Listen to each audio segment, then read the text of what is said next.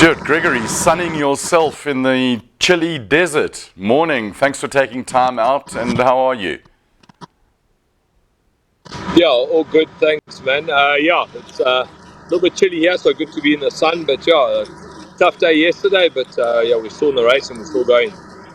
You had a really long day out, and on top of that, you've got a bit of flu. Yeah, unfortunately, I seem to have picked it up a bit, and I seem to get it every Dakar. It's a bit disappointing, but yeah, we've taken some medicine, and hopefully in a day or two we can shake it off. I saw you made a comment a little bit earlier in the week that bike riders are in demand as co-drivers, navigators for Dakar. What's that all about? How come? I think with the Dakar changing, with a lot of stages opening, the cars are on their own stage. They don't follow the bike tracks. They're quite sought after now, especially bike riders that have done Dakar with experience. And then we can read the terrain a little bit better. So obviously we've got experience having been here or having done it, and we can read terrain and try to warn the driver. And yeah, even guys are getting paid to navigate. So yeah, maybe that's something further down the road. But yeah, it's kind of a good stepping stone for us on bikes. Stuart, I mean, you've done time on the bike and now time in the car. Which do you prefer?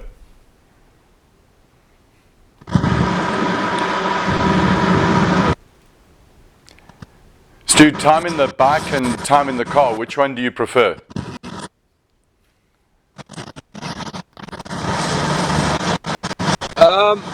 It's a completely different race. So you start so much late in the car, and it's something I'm getting used to. So we start in generally between 11 o'clock, generally 12 o'clock. It only gives you 5 hours of daylight, being winter here in the northern hemisphere. So it's we've done 3 stages now in the dark.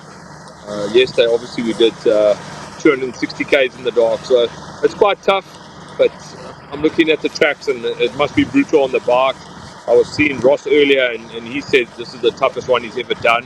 And last year I found particularly tough, and it doesn't look easy. So yeah, I think the car life for me, definitely. It's also a little bit less dusty inside the car. Yeah, maybe not the case. Unfortunately, we knocked a hole in our floor panel, and they still haven't fixed it. So it's pretty dusty when we hit Fesh. It's in the car, and I think that's part of the reason my throat's been sore for the last 4 days. Been dusty in the car, stuck in the dust, and having to talk a lot as a navigator. It's not as dust-free as I'd hoped. Hopefully they can sort it out today.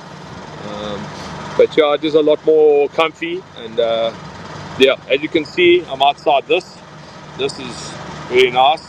Camper van. Yeah, it's a pleasure to sleep in that.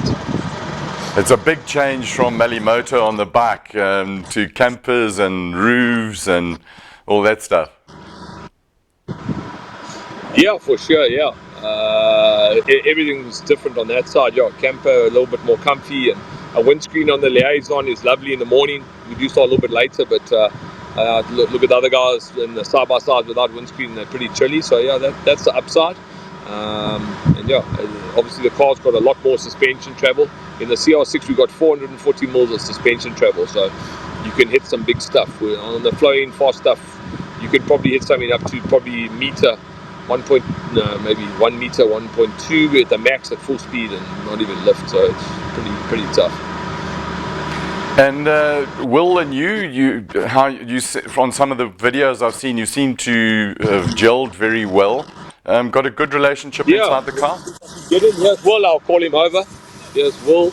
Yeah, we're going along well, and Will's sitting in the camper here. I haven't even told him yet because this is quick that we're on race day.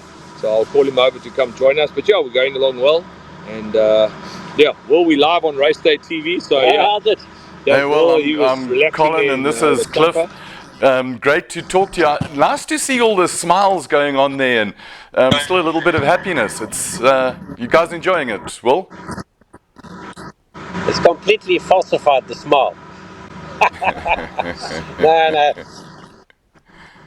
We're having a wonderful time. It's a brilliant test of man and machine. Let me tell you what. Yesterday was yesterday was tougher. It took quite a lot of resolve to keep ourselves cheerful. But anyway, we did great. Stuart did a fantastic job on the Navy. Got lost once, sadly following a truck. We always got this thing in our heads that the truck guys are the best navigators, and actually they are. So anyway, we got ourselves lost once, but other than that, we're in great shape. And really, we had some trouble with the car yesterday, but generally it's fantastic. We've replaced the back left, the hub and everything, the swing arms, and so tomorrow we should be. Stuart, I want to just appeal to you quickly. We've got some bike riders who've been there, you've done it over a couple of years, etc. But we've got a few guys that are struggling towards the back end of the field.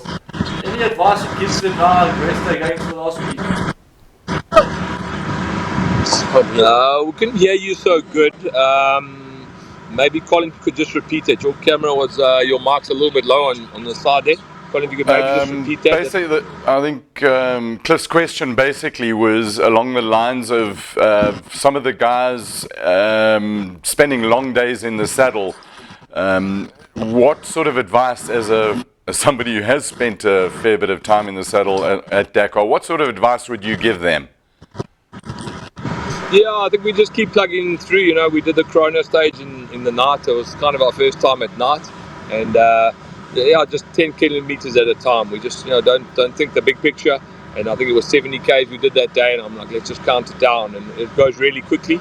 And don't think of the big picture. Try break it up into smaller pieces, and then by the time you realize again you're halfway, and then you're more positive because it's a small half left. So just to keep positive. So what's on the program for today? A little bit of chilling and sleeping and I'll talking bring to another mates. messenger, Dennis Murphy standing. Sorry, apologies. I think today just a bit of R&R. We just got to sort of recoup ourselves, get the car jacked up. So we're not quite stripping it down, but it gets all the panels come off and check all the bolts. So it's quite a fairly big service every day, really.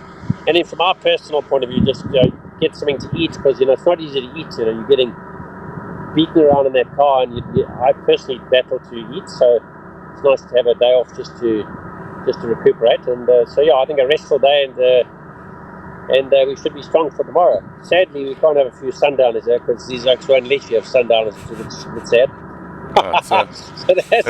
It's a terrible thing, that. Yeah. And it's not good. It's uncivilized.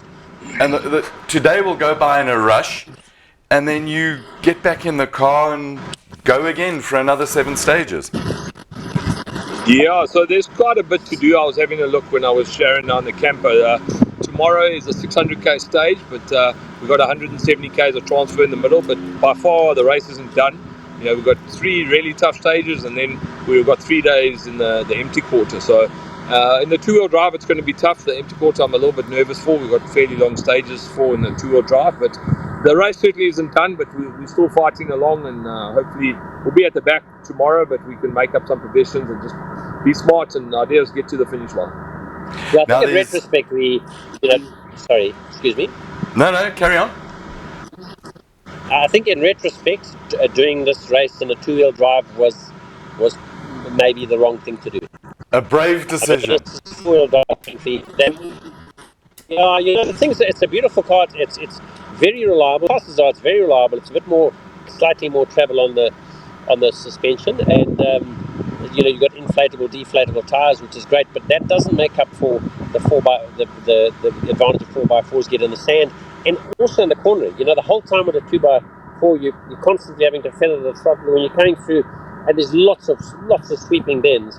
So you've always trying to keep the rubber on the ground not easy, and the tires step, it steps out if you put too much. So it takes a lot more driver skill. So I think that if I do it again, I'll definitely do it at 4x4.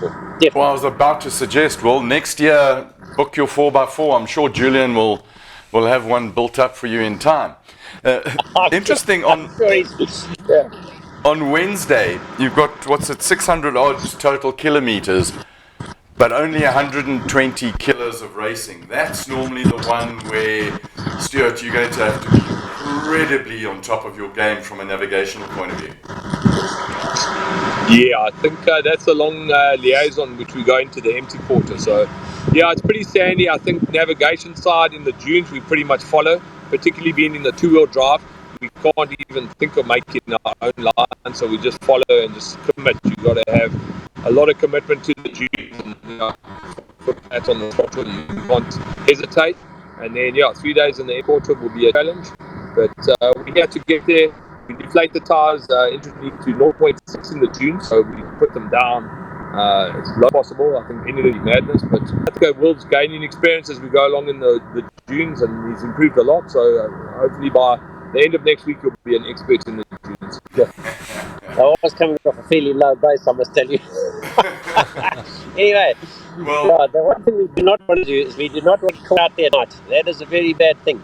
You do not in the desert at night, in the dunes, because you go up a dune, your lights are pointing in the stars. You go down, all you can see, so you get no perspective, and you can't really see where the next dune is. It is a very, very bad thing to have. So you're positioned to get yourself into. So that for me is absolutely impressive. We've got to get in before daylight. Got to go faster.